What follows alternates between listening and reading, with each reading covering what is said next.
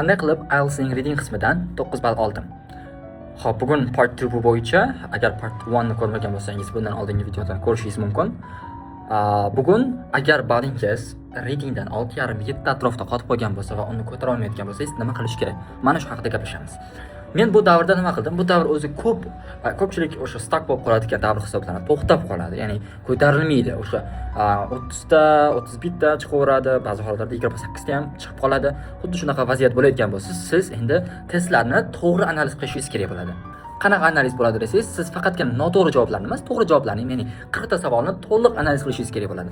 Qayerda qaysi javob olindi, nimaga olindi, nimaga boshqa javoblar olinmadi, o'shalarni ham analiz qilib ketishingiz kerak bo'ladi.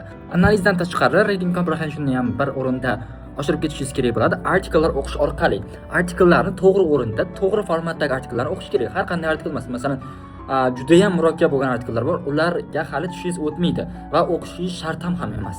Shu sababli siz to'g'ri approachda tayyorlanishingiz kerak. Men o'quvchilarim bilan buni qanaqa o'qish kerak, artikellar misol uchun qanaqa analiz qilish kerak va birgalikda diskussionlarda analiz qilamiz. Shu bilan ularning ballini juda ham yaxshi o'rinda oshirishimiz mumkin bo'ladi. Shu bilan bugungi kunimiz yakunlandi. Meni kuzatishni davom eting. Ertaga Xudo xohlasa part 3 chiqadi readingdan 9 olish bo'yicha.